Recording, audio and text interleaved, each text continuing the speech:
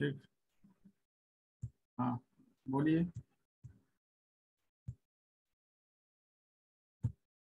बोलिए। तो वही ऐप से बताने के लिए बोल रहे हैं कि हाँ डिस्कनेक्ट हो गया था, नेटवर्क एरर था कुछ। Yes sir. तो हम सर लोग डिस्कस कर रहे थे maximum operating mode pin. Maximum operating mode pin में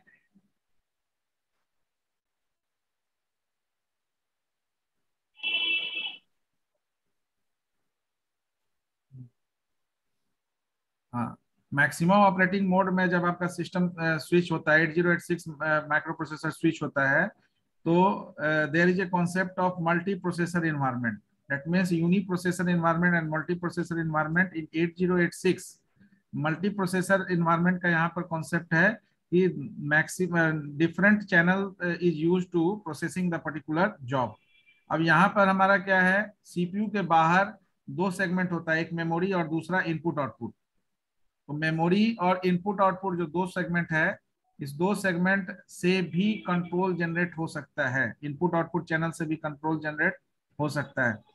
तो यहाँ पर जो पहला 3 पिन हम लोग डिस्कस कर रहे हैं, ये 3 पिन आपका जो है इसी पर्टिकुलर सेटिंग्स को जनरेट करने के लिए यूज होता है। यानी कि S2, S1, S0 maximum operating mode pin है, और 26, 27, 28 तीन पिन हम लोग डिस्कस कर रहे हैं।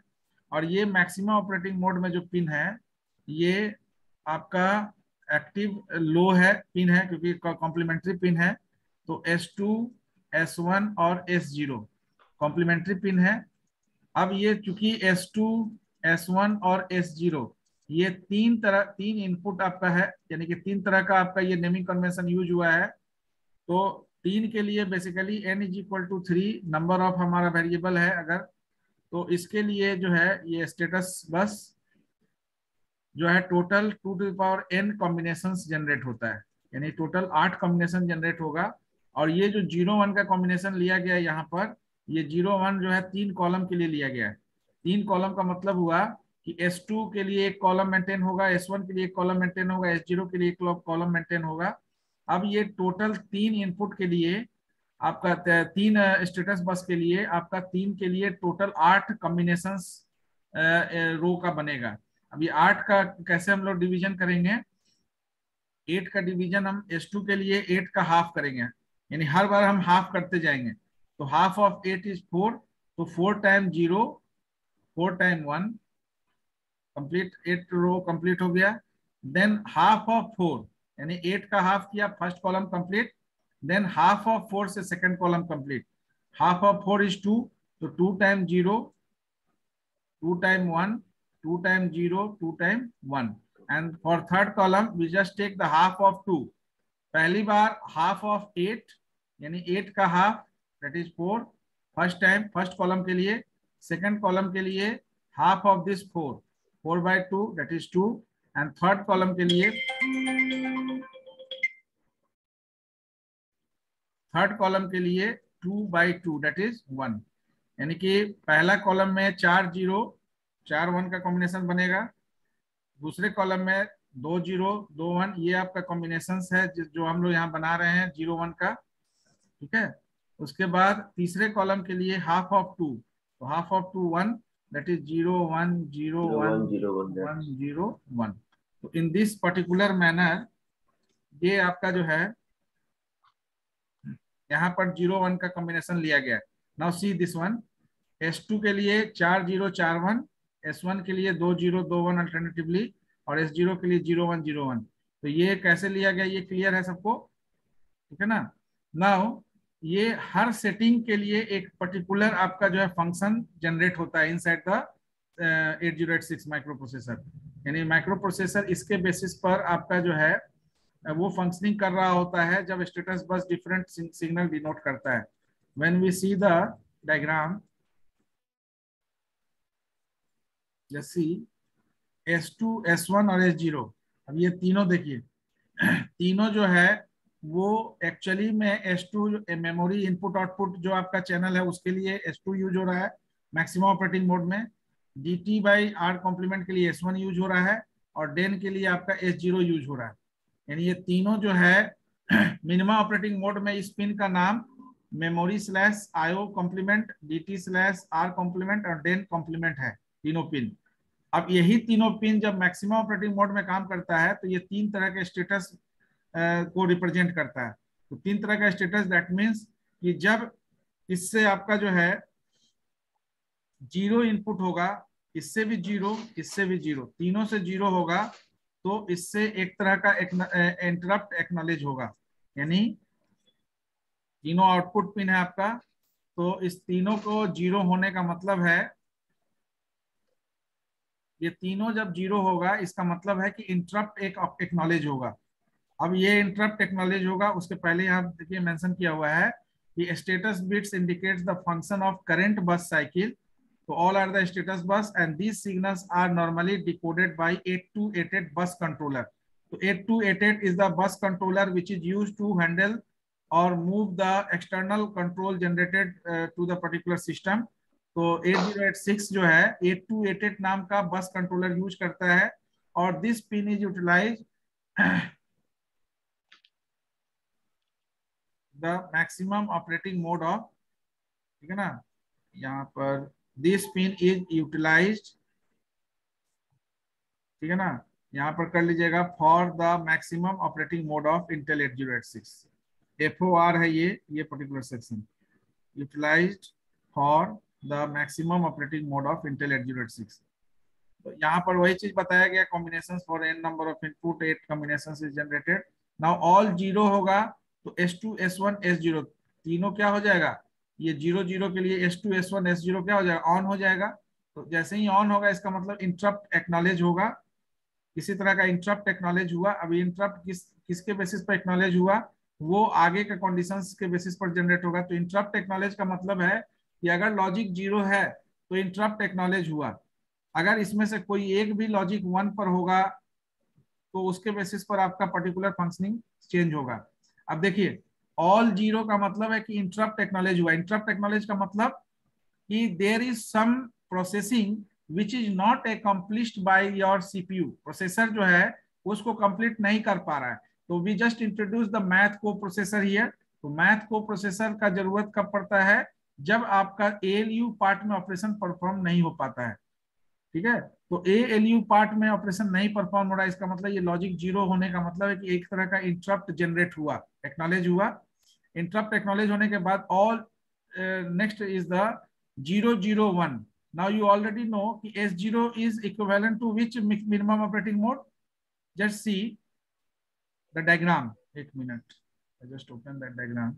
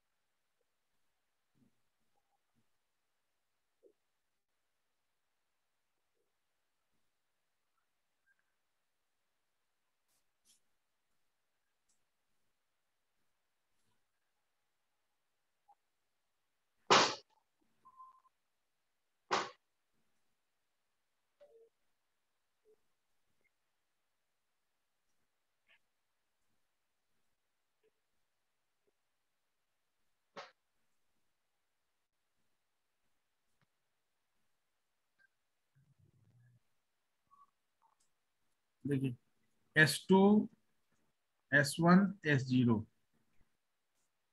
when it is at 000 and when it is 001, 001, 1 means what, 1 means now S0 is just reflecting this particular DEN।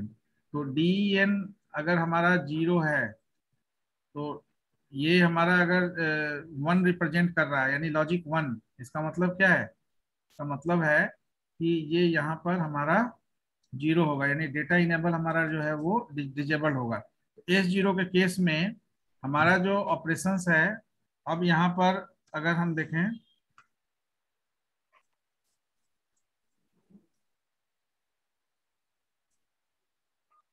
तो सी at 001 the function is what? Input output read operation. So whenever the particular 001 is there, so input output read operation is performed. तो read operation need what? read operation के लिए आपका जो है वो किस तरह का बस यूज होगा? डेटा बस, एड्रेस बस या कंट्रोल बस? एनीवन?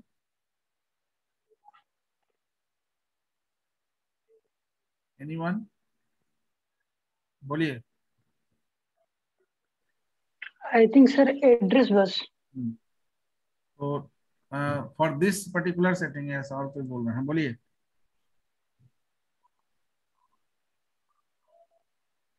बोलिए sir what's your question sir? WhatsApp करोगे? Sir control bus sir. Sir question क्या था क्वेश्चन? व्हाट्सएप क्या करोगे जी जब तुमको क्वेश्चन तो क्वेश्चन पूछ रहे हैं, क्वेश्चन क्या था? क्वेश्चन ये था कि आपका इनपुट आउटपुट रीड ऑपरेशन के दौरान, इनपुट रीड या आउटपुट रीड के दौरान कौन सा बसेस यूज होगा? डेटा बस, एड्रेस बस या कंट्रोल बस? सर इसमें डेटा बस था। कंट्रोल बस, ठीक। और इनपुट आउटपुट राइट करेंगे तब? What about input output right? Input output right में आपका, हाँ बोलिए। Data bus sir. Data bus, हाँ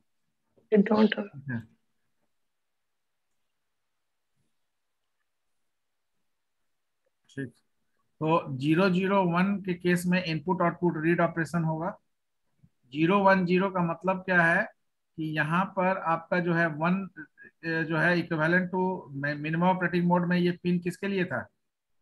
ये पिन था आपका डेटा ट्रांसमिट और रिसीव। तो डेटा ट्रांसमिट या रिसीव के लिए यहाँ पर S1 स्टेटस बिट यूज हो रहा है। तो वो पर्टिकुलर बिट आपका जो है डेटा को ट्रांसमिट करने के लिए एक जगह से दूसरे जगह, अब वो डिपेंड करेगा कि आपका डेटा ट्रांसमिट हो रहा है या रिसीव हो रहा है, ठीक है ना। तो इनपुट आउटपुट राइट ऑपरेशन करने के लिए ये पर्टिकुलर आपका जो है कॉम्बिनेशन ऑफ इनपुट चाहिए होगा।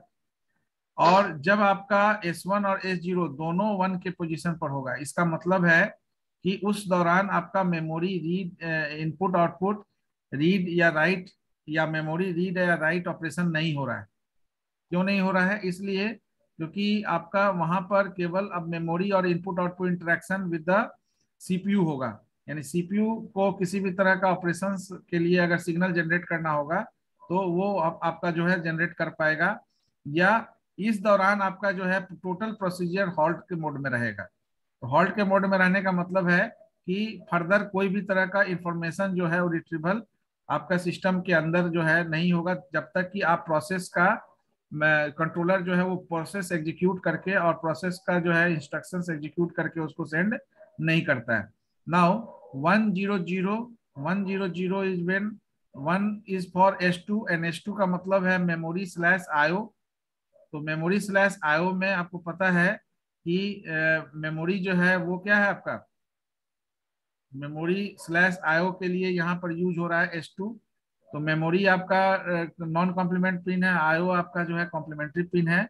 इसका मतलब है कि 100 के केस में आपका ये इनपुट आउटपुट तो आपका ये क्या हो गया, अगर S2 कॉम्प्लीमेंट 1 है तो 1 का मतलब हो गया कि ये आपका जो है ये कंप्लीट क्या हो गया, अगर 1 है इसका मतलब कॉम्प्लीमेंट है तो 1 हो गया, तो 0, तो 0 उसके केस में क्या हो गया आपका, इस केस में आपका जो आपका सिस्टम है या जो पर्टिकुलर प्रोसेस है वो प्रोसेसर आपका मेमोरी जो है वो ऑपरी कोड को फेच करेगा। यानी कि जो भी इंस्ट्रक्शंस है फेचिंग इनिशिएशन जो है इस पर्टिकुलर मोड में होगा।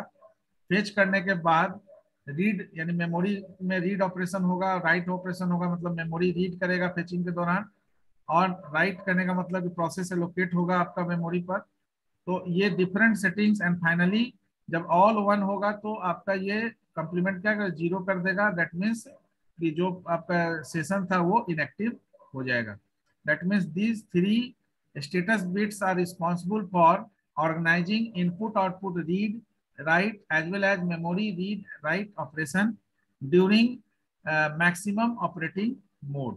Earlier, we have a particular memory IO and DTR and as well as DEN 3 pins in the particular form. The same pins are named as S2, S1 and S0 to access in a context manner. Context switching के manner में input output और memory के बीच में read write operations को perform करने के लिए आपका एक्सटर्नल बस कंट्रोलर यूज होता है और उस एक्सटर्नल बस कंट्रोलर के through that is the name of 8288 buses जो है आपका इंस्ट्रक्शन जो है प्रोसेसर तक पहुंचता है। तो apart from the processor generated the control signal, some of the control signal generated outside of the processor, that's why in maximum operating mode the additional bus controller is needed, which is not needed in case of minimum operating mode. So 8288 is the name of the particular bus controller. Now as like hold and HLDA pin, जैसा हमारा hold और HLDA pin है, hold और HLDA pin का main function क्या है, कौन बताएंगे? What is the main use of hold and HLDA pin in minimum operating mode? The same purpose is fulfilled by RQ complement GT0, RQ complement GT1. यहाँ पर नाम केवल बदल गया आपका, ये दो पिन एक साथ हम लोग डिस्कस कर रहे हैं, pin 30, 31। RQ stands for request pin, GT stands for grant pin, ठीक है ना। तो RQ GT0, RQ complement GT1, ये दो पिन हम लोग जो डिस्कस कर रहे हैं ये इक्विवेलेंट टू होल्ड और HLDA पिन ही है, लेकिन मैक्सिमम ऑपरेटिंग मोड में the naming convention will be change and in place of hold request and hold acknowledgement we have request pin and the grant pin. तो maximum operating mode में हम दो pin है, RQ is the request pin, GT is the grant pin. अब ये RQ GT0 जो आपका pin है ये DMA कंट्रोलर के लिए यूज हो रहा है यहाँ पर, ठीक है ना। और DMA कंट्रोलर जो है रिक्वेस्ट देने के लिए और उसको ग्रांट करने के लिए ये पर्टिकुलर पिन को यूज करता है। ग्रांट कौन करेगा आपका जो है CPU, रिक्वेस्ट कौन करेगा तो आपका DMA controller. RQ complement GT1 यहाँ भी वही है, जो रिक्वेस्ट आपका जो है होल्ड किया CPU 8086 माइक्रो प्रोसेसर, उसी रिक्वेस्ट के बेसिस पर एक्नॉलेजमेंट देने का काम करेगा। एक्नॉलेजमेंट देने का काम, हाँ बोलिए। Sorry, sir. Sir, S0, S1, S2, sir, that is not ordered to properly understandable for me. Sir, please explain in another slide.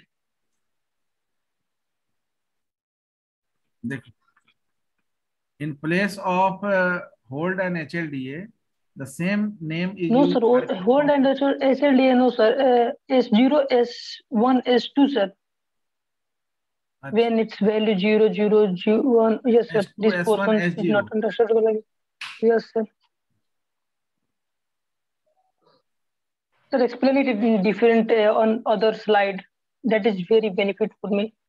That will be, yes, sir. When it is 0, 0, 0, यही ना? Yes, sir. हाँ, तो when it is 0, 0, 0, that means कि it is your processor is generating a interrupt, ठीक है ना। तो interrupt acknowledgement is generated here. Okay, yes, sir. ठीक है ना। interrupt acknowledgement is generated whenever all the setting is 0, यानी when all the particular status bits is at 0 set to be logic 0, then the interrupt acknowledgement functioning is going on inside the system. तो system में interrupt acknowledgement आपका जो है वो process generate होगा। Process generate होने का मतलब है ये जब तीनों लॉजिक 0 पर होने का मतलब है क्या, ये स्टेटस बिट्स आपका ऑन हो गया। स्टेटस बिट ऑन होने का मतलब है कि किसी ना किसी तरह का इंटरप्ट जनरेट हुआ होगा। ये आपको पहले से पता है कि status flag register, status flag register जो हम लोग डिस्कस करते हैं वो बाय डिफॉल्ट आपका set to be logic, set to be at logic zero ही ना करता है, बाय डिफॉल्ट जीरो रहता है। ठीक है, तो अगर हम यहाँ पर जीरो लिख रहे हैं तो जीरो एक्चुअली S2 S1 और S0 के लिए नहीं है। ये जीरो जब आप लिख रहे हैं तो S2 S1 S0 जो है ये कॉम्प्लीमेंट मोड में है, तो ये जीरो आपका जो है ये क्या बदल जाएगा, इनएक्टिव हो जाएगा ना। Yes sir. मतलब कि यहाँ अगर जीरो लॉजिक जीरो अगर आउट हो रहा है तो ये पिन हमारा कॉम्प्लीमेंट्री पिन है, कॉम्प्लीमेंट्री आउटपुट पिन है, तो ये जीरो को क्या में बदल देगा, वन वन वन में बदल देगा ना। Yes sir. इसका मतलब है कि आपका जो तीनों पिन है वो सेट टू बी वन, यानी डिफॉल्ट जो जीरो था उससे वन सेट हो गया। सेट वन होने का मतलब है कि यहाँ पर इंटरप्ट जनरेट हुआ, ठीक है ना, इंटरप्ट एक्नॉलेज हुआ। सेम थिंग लास्ट वाले केस में क्या है कि जब ऑल वन होगा इसका मतलब है कि लॉजिक वन होगा, इसका मतलब है क्या है, ये तीनों कॉम्प्लीमेंट्री पिन लॉजिक वन है, तो उस केस में क्या हो जाएगा, डिजेबल कर देगा, zero zero zero. Zero. Yes sir. Zero zero zero होने का मतलब है कि ये इनएक्टिव। इनएक्टिव हो जाएगा। जस्ट इसको ऐसे इमेजिन करिए कि अगर आपका कोई भी स्टेटस ऑन होता है ALU पार्ट में, ALU पार्ट में कोई भी स्टेटस ऑन होता है तो जैसे साइन फ्लैग ऑन होता है तो इनिशियली ये जीरो रहता है, लेकिन जैसे ही ये साइन फ्लैग यानी कोई निगेटिव वैल्यू आता है तो ये sign flag is replaced zero by one. तो वन होने का मतलब है कि ये एक्टिव अभी है, ये यहाँ पर एक तरह का स्टेटस जनरेट हुआ और उस स्टेटस को जनरेट करने के लिए प्रीवियस वैल्यू जो आपका साइन फ्लैग था उसको रिप्लेस करके न्यू वैल्यू लॉजिकल वन करना पड़ा। उसी तरह से अगर हमारा ऑल जीरो है, ऑल जीरो का मतलब हो गया कि ये कॉम्प्लीमेंट्री पिन आपका जो है इनएक्टिव मोड हो गया, यानी कि इसका मोड ऑफ एक्शन जो है वो फंक्शनिंग जो है वो इनएक्टिव हो गया। तो एक तरह से जो एक्टिवनेस था वो खत्म होके पैसिवनेस आ गया। तो ये जैसे ही आपका वन सेट होगा तो ये पैसिव हो जाएगा, यानी कि आपका जो इंस्ट्रक्शंस एग्जीक्यूशन वो जो है इनएक्टिव हो जाएगा, जो जो आपका एक्टिव था वो इनएक्टिव हो जाएगा। बेसिकली ये तीनों पिन ही यूज होता है मल्टीपल आपका सेशन के लिए, यानी कि maximum OS operating mode OM के लिए हम लोग ये तीनों पिन का सेटिंग्स यानी इनसाइड द कंप्यूटर ये तीनों पिन का 8 कॉम्बिनेशन ऑफ सेटिंग है, because 3 status but bits are there, तो 3 स्टेटस बिट्स के लिए उसी के हिसाब से आपका 8 सेट ऑफ वैल्यूज यूज होता है और उस सेट ऑफ वैल्यूज के अकॉर्डिंगली आपका जो है फंक्शनिंग चेंज होता है। तो जिस तरह का जो फंक्शनिंग है ये जो हम लोग डिस्कस कर रहे हैं ये स्टैटिक है, ठीक है ना। ये फंक्शनिंग जो लिखा गया है कि इंटरप्ट आपका एक्नॉलेज होगा, उसके बाद इनपुट आउटपुट रीड होगा, फिर राइट होगा, ठीक है ना, फिर आपका जो है हॉल्ट होगा जब ये पर्टिकुलर सेशन होगा S1 S0 दोनों, तो हॉल्ट होगा उस केस में आपका जो है मेमोरी और इनपुट आउटपुट यहाँ सेगमेंट क्या है, जीरो लिखने का मतलब है कि हॉल्ट भी हो रहा है तो किस सेगमेंट में हो रहा है, ये बताए ना। ये S2 किसके लिए है, मेमोरी स्लैश IO कॉम्प्लीमेंट वाले के लिए ही S2 लिया गया है। Yes sir. तो अगर S2 यहाँ पर जीरो हम ले रहे हैं, ठीक है ना, इनपुट आउटपुट रीड राइट के बाद हॉल्ट लिया गया है, हॉल्ट लिया गया है ना इस केस में, उसके बाद OP कोड फेच किया गया है, उसके बाद मेमोरी रीड किया गया है, फिर मेमोरी राइट किया गया है और फिर आपका जो है पैसिव हुआ है। तो ये जो हॉल्ट हुआ, हॉल्ट के पहले इनपुट आउटपुट राइट किया गया है, इनपुट आउटपुट रीड किया गया है, ठीक है। तो ये जो हॉल्ट हुआ एक्चुअली किस लिए, क्योंकि यहाँ जो जीरो है ये जीरो एक्चुअली अगर यहाँ पर आप तो ये जीरो आपका S2 को क्या कर देता है, S2 को वन कर देता है। S2 को वन करने का मतलब है कि यहाँ पर अब आपका जो यहाँ देखिए इसको इससे कंपेयर करिए मेमोरी स्लैश IO, तो ये जीरो इनपुट लेने का मतलब क्या, S2 कॉम्प्लीमेंट जीरो लिखने का मतलब है कि लॉजिक जीरो अगर यहाँ है तो ये इस चैनल को देखिए कैसे इफेक्ट करता है, मेमोरी स्लैश IO कॉम्प्लीमेंट है, अगर S2 जीरो है तो क्या हो जाएगा, यहाँ M क्या हो इनपुट जाएगा ऑन डिसेबल्ड। और IO इनेबल्ड। IO इनेबल रहेगा ना, इसलिए S2 ये तीनों ही केस में आपका IO इनेबल्ड है, दिख रहा है ना। Yes sir. S2 का ये जीरो होना यानी कि कॉम्प्लीमेंट IO का ऑन होना है, ठीक है, तो ये जीरो होना है, तो यहाँ देखिए ये ऑल जीरो था तो इंटरप्ट एक्नॉलेज हुआ। क्यों इंटरप्ट एक्नॉलेज, किसके लिए हुआ, आईओ के लिए या मेमोरी के लिए, वो अब इसके बाद से तय हो रहा है। तो यहाँ इंटरप्ट एक्नॉलेज हुआ, फिर जीरो है, और यहाँ पर आपका क्या हो रहा है, इनपुट आउटपुट रीड हो रहा है, इसलिए ये जब जीरो रहेगा तो आपका आईओ ही इनेबल्ड होगा यहाँ से। क्लियर है ना? Yes sir. आईओ जब इनेबल रहेगा तो आईओ पर ही रीड और राइट ऑपरेशन परफॉर्म होगा। उसके बाद जब यहाँ हॉल्ट करने का मतलब है कि S1 S0 आपका 1 1 है, इसका मतलब है कि S1 और S1 1 1 करने का मतलब है कि आपका यहाँ देखिए DT आपका क्या हो जाएगा, DT data transfer, data transfer on हो जाएगा ना। Yes sir, yes sir. And वो रिक्वेस्ट इज डिसेबल्ड। S1 अगर 1 है तो डेटा ट्रांसफर ऑन होगा, ये डिजेबल रहेगा रिसीव, यस सर। और यहाँ पर DEN ऑन हो जाएगा ना। Yes, yes sir. No sir, हाँ no sir. Hmm, sir on कैसे होगा सर? वो हाँ बता रहे वो। कॉम्प्लीमेंट है ना। तो वन डेटा इनेबल आपका जो है, जैसे ही यहाँ पर 1 1 हुआ तो 1 1 का मतलब, इसलिए यहाँ पर ये जो 1 हुआ तो ये किसको डिजेबल कर दिया ना, यस सर। तो इसीलिए तो हॉल्ट लिखा गया है। होल्ड। अगर ये इनेबल रहता सर, तभी तो यहाँ से डेटा ट्रांसफर होता। सर एक्चुअली होल्ड का मतलब क्या होता है सर? हॉल्ट का मतलब कि वहां पर किसी तरह का कोई कार्रवाई नहीं होगा। पॉज, एक तरह से पॉज बोल सकते हैं आप, ठीक है ना। तो pause. Process, okay sir, hold. हाँ, in halt mode, process is in waiting, you can not don't use waiting, you can say it is in a pause mode, ठीक है ना, because some of the control is not supported to perform the operation, because both are one। तो ये zero तो आपको support कर दिया IO के लिए, ठीक है ना, जीरो है तो आईओ आपका इनएक्टिव है, मेमोरी आपका इनएक्टिव, आपका एक्टिव नहीं है।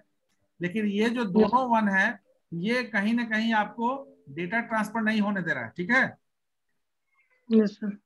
अब इसके बाद देखिए S2 को इससे इक्विवेलेंट कीजिए।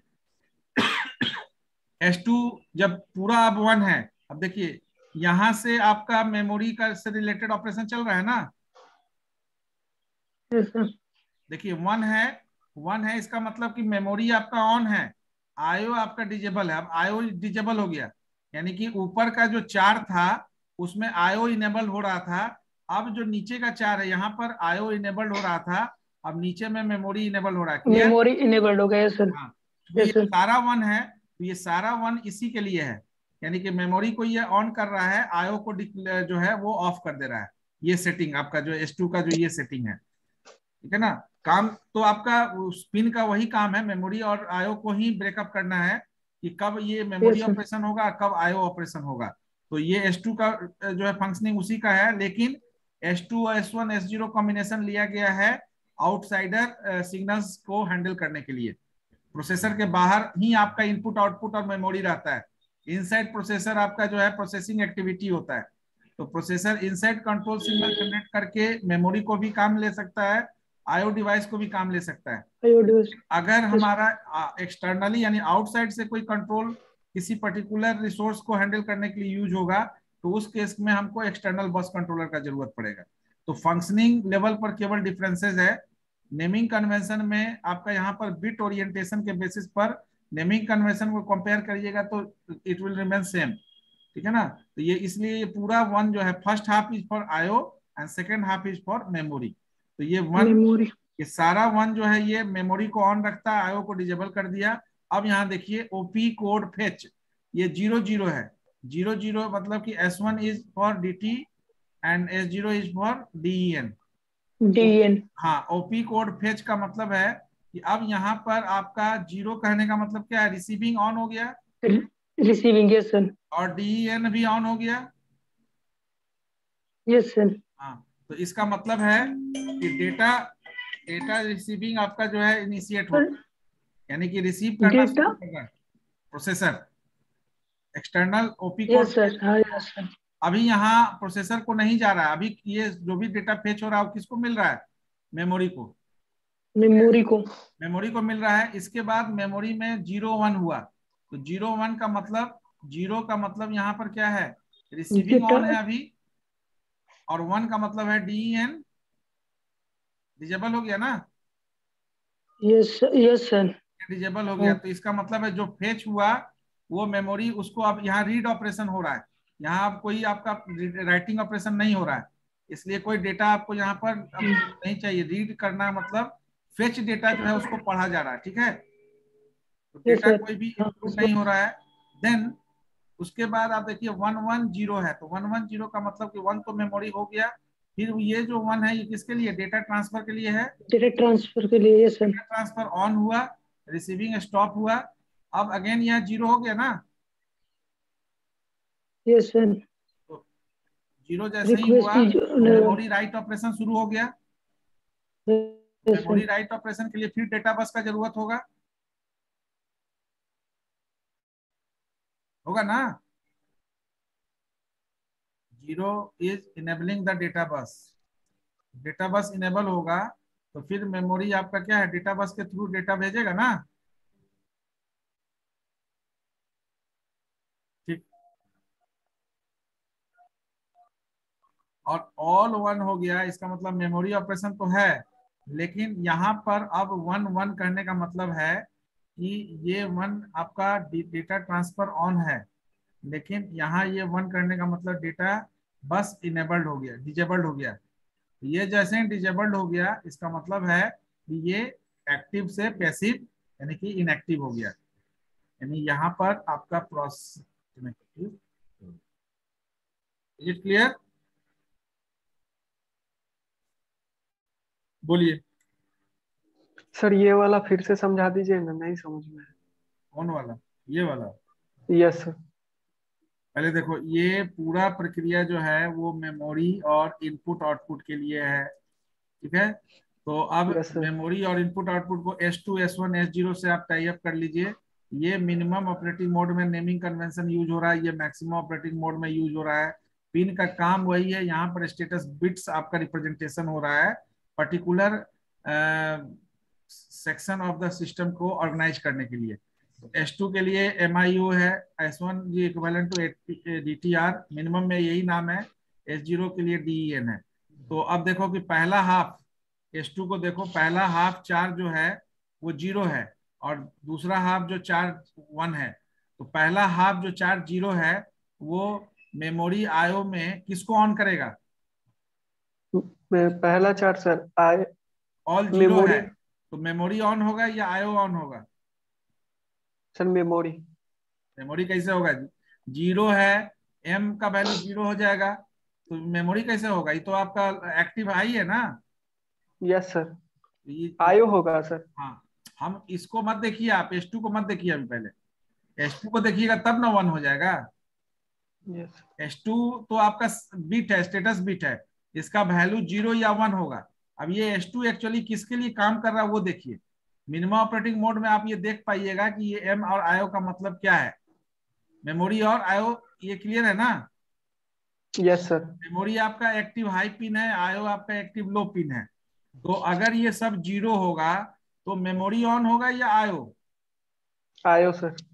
हाँ, तो इसीलिए कहे कि ये पहला जो 4 0 है ये इनपुट आउटपुट को फंक्शनिंग के लिए लिया गया है। उसके बाद ये 4 1 है, ये 4 1 जो है S2 इक्विवेलेंट टू दिस है, इसलिए इसको पैरेलली देखिए। ये 4 1 जो है ये M और IO में से किसको ऑन करेगा? एम को सर। हम्म, एम को सर। मेमोरी को करेगा, M को। हम इसका मतलब है कि ये सेकंड हाफ जो भी कॉम्बिनेशन लिया गया है वो मेमोरी के लिए लिया गया। क्लियर हो गया ना यहाँ से? Yes sir. नाउ उसके बाद अब ये 2 पिन को देखिए। हाँ बोलिए, क्या बोल रहे हैं? Yes sir. सर लास्ट में 2 लाइन में डिस्कनेक्ट हो गए थे। आवाज नहीं आ रहा था? नहीं सर, हम डिस्कनेक्ट हो गए थे सर। सर ये जो था ना, हॉल्ट के ऊपर जो था शायद आपका इनपुट आउटपुट राइट था सर, उसको थोड़ा समझा दीजिए सर, लास्ट का जो 2 लाइन। अच्छा, फिर बात ये चीज समझ में आ गया ना, इनपुट आउटपुट और मेमोरी यस सर। है। Yes sir. Yes sir. हाँ, यस अब सर। ये समझ में आ गया तो अब ये 2 पर कंसंट्रेट करिए, ये 2 S1 और S0। S1 और S0 आपका ये DTR और DEN के इक्विवेलेंट पिन है जो मैक्सिमम ऑपरेटिंग मोड में काम कर रहा है।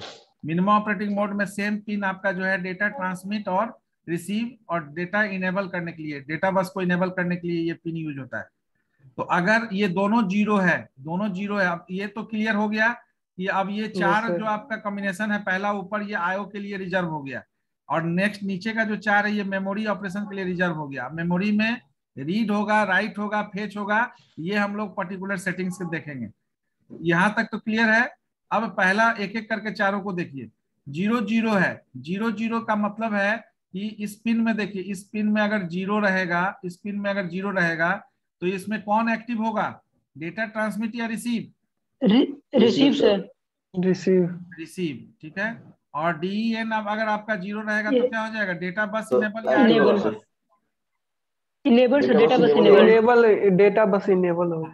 डेटा बस डिजेबल होगा कि इनेबल? इनेबल होगा। Enable sir. तो इसलिए यहाँ पर आपका इंटरप्ट एक्नॉलेजमेंट आपका जो है जनरेट हो रहा है।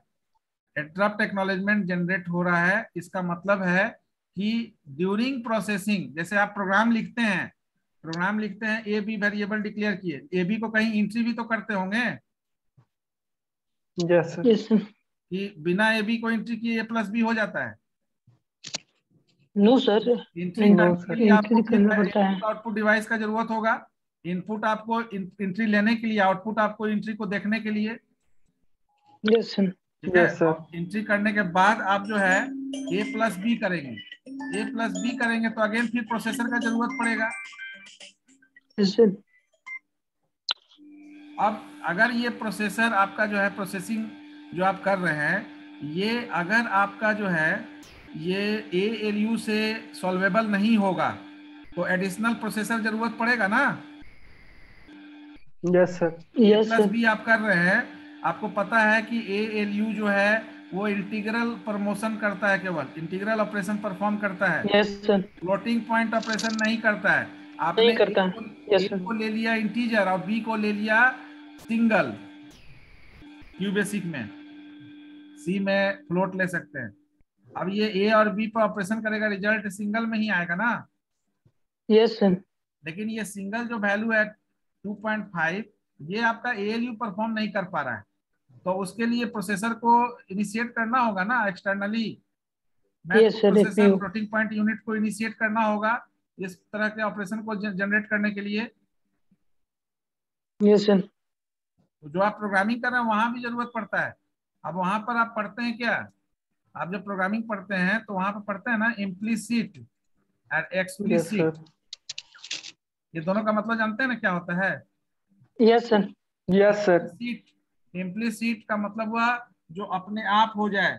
जैसे हम लोग यहाँ पर अगर कैलकुलेटर यूज करें, ठीक है, कैलकुलेटर में अगर देखो implicit 53 plus 2.5 result will be 55.5. 55.5। This one is the implicit mode. लेकिन if you want to see Yes, only 55, you want to exclude 0.5 here. Means if any decimal value is there, you just यानी कि आपका ALU क्या करेगा, 53 plus Yes, sir. 2.5 में हमेशा इसको 55 print करेगा, 0.5 को कंसीडर नहीं करेगा। Approx You are not getting the actual Sir, result. we will। Approx. आप क्या करेंगे, 53 और 2.5 करेंगे, आपका ALU क्या करेगा, 55 करेगा। अब ये 0.5 Yes, लॉस sir, हो we गया ना, will। Yes, sir, we will loss sir हो गया, तो forcefully avoid 0.5। 0.5, 0.25, 0.75 आएगा, तो ये सारा आपका जो है ये डेटा कंसीडर नहीं करेगा ALU। तो only Yes, sir। Integral data पर काम करके आपको रिजल्ट देता चला जाएगा। तो ये प्रोसेसर इसको चेकआउट करेगा ना कि अगर फ्लोटिंग पॉइंट ऑपरेशन हो रहा है तो it needs some additional math coprocessor which because the ALU is not efficiently handle this They're able types to do of that। expression and gives the result। तो इस case को handle करने के लिए हमको उसका जरूरत पड़ेगा। तो फॉर दैट रीजन यहाँ पर स्विचिंग होगा। तो यहाँ जैसे ही 0 हुआ तो इंटरप्ट एक्नॉलेज हुआ, उसके बाद 0 1 का मतलब कि अब यहाँ पर चूंकि ये तो सेक्शन आयो का है, 0 का मतलब हो गया कि यहाँ रिसीविंग ऑन हो गया। रिसीविंग ऑन कहने का मतलब है कि रिसीविंग ऑन हो गया, और 1 आपका यानी कि ये डिजेबल हो गया, डेटा बस डिजेबल हो गया। डिसेबल्ड हो गया। तो इस केस में आपका एड्रेस बस यूज हो रहा होगा, यस सर, एड्रेस बस के थ्रू जा रहा होगा डेटा। तो रीड यस सर, मोड में नाउ व्हेन 0 हो रहा है, तो 10 हो रहा है, इसका मतलब क्या है, 1 is for data transfer and data ये ट्रांसफर, डिसेबल हो गया। तो डेटा ट्रांसफर इनिशिएट हुआ, यानी कि writing input output write operation perform हुआ। और ये क्या है, 0 का मतलब कि एक्टिव हो गया 0, sir, that data means active हो गया। ये आपका डेटा बस डिसेबल्ड, इनेबल हो गया। जैसे ही डेटा बस इनेबल हो गया तो input output write operation perform होने लगा, डेटा बस से आपका डेटा जाने लगा। Is it clear? Yes sir, yes sir, हाँ, अब देखिए जैसे ही 0 के बाद 1 हो गया, 1 होने का मतलब डेटा ट्रांसफर तो ऑन है, लेकिन data enable, data bus enable जो है वो ऑफ हो गया, डिसेबल्ड, डिसेबल्ड हो यस गया। तो सर, इसका मतलब ये हॉल्ट मोड हो गया। नाउ आपका डेटा मूवमेंट स्टॉप हो गया, ना पॉज रीडिंग मोड, होगा ना राइटिंग होगा। ये ऐसा केस होगा जिस केस में जो जैसे जहां जिस तरह का डेटा है वो एज इट इज अपने उसी पोजीशन में होल्ड करेगा, that position is hold by the stop, data. So that is the halt yes or sir, pause you can say. After that ये हमारा S2 1 में चला गया। 1 में जाने का मतलब है कि मेमोरी को ऑन कर दिया, आईओ को डिजेबल कर दिया, मेमोरी ऑन हो गया। अब यहाँ सबसे पहले क्या हुआ, 0 का मतलब कि ये डेटा ट्रांसमिट और रिसीव के लिए ये 0 और ये भी 0, तो डेटा बस भी आपका 0। तो उस दौरान ओपी कोड फेच का जब होगा तो कौन सा बस यूज होगा, एड्रेस बस या data bus? Yes sir, data address bus बस, होगा बिकॉज ये 0 है ना, address bus, yes sir, address bus, ये 0 है, तो ये क्या आपका डेटा बस ना यूज होगा, आपका डेटा डेटा बस भी है, तो, सॉरी तो बोला। यस डेटा सर, भी तो फेच ओहो हो हो, सकता है इंस्ट्रक्शन में। ध्यान दीजिए, ओपी कोड फेच के ओपी कोड फेच दौरान, करेगा, यस सर, हाँ, that's op clear sir, code fetch के दौरान मतलब as a data instruction, as a data आपका जो है रिसीव हुआ, ठीक है। कहाँ किसको रिसीव हुआ, मेमोरी को। उसके बाद मेमोरी मेमोरी क्या को, करेगा, यस, उसको रीड करेगा। रीड करने के बाद वो प्रोसेस एलोकेट होगा, एलोकेट होने के बाद फिर आपका राइट होगा। राइट होने के लिए फिर उसको कहाँ जाना पड़ेगा, प्रोसेसर के अंदर। प्रोसेसर के अंदर जाने के लिए फिर आपका जो है डेटा बस इनेबल होना होगा, क्योंकि डेटा बस के थ्रू ही वो एंट्री लेगा प्रोसेसर के, यानी 8086 माइक्रो प्रोसेसर के अंदर जो भी प्रोसेसिंग होगा वो ये मेमोरी राइट के थ्रू होगा। तो मेमोरी रीड, मेमोरी के ऊपर लिखा गया, और फिर उसके बाद फिर आपका जो है प्रोसेसर को जब एज इट इज जरूरत होगा तो उसके बेसिस पर यहाँ पर सर हैंडलिंग होगा। अब ये काम मल्टीपल डेटा और इंस्ट्रक्शंस के लिए होता है, that's why it comes under a maximum operating mode and settings are used during that particular duration, ठीक है। तो okay sir, thank you sir, thank you, रुको अभी।